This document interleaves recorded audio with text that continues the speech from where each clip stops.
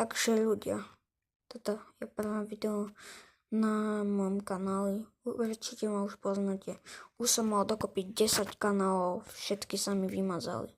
Takže ideme prvé videjko a nebudem sa rovno odhalovať. Ideme loviť všetkých winnerov v roku 2004 aj UCL. Takže Ligu majstrov vyhral Porto.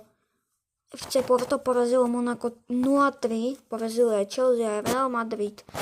Potom v roku 2004 La Ligu vyhrala Valencia, aj Super Cup vyhrala Valencia, Copa del Rey vyhral Real Zaragoza, Bundesligu vyhral Werder Bremen, potom musím si spomenúť, Premier League a Carabao Cup vyhral Middlesbrough.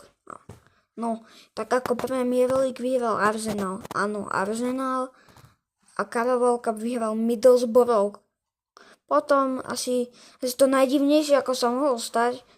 Žiadnych hráčov to národiaku nepoznám.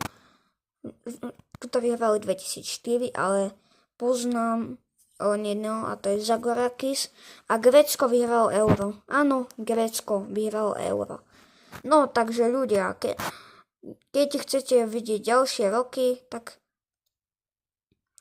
urobím ďalšie videjko. Takže nazdar.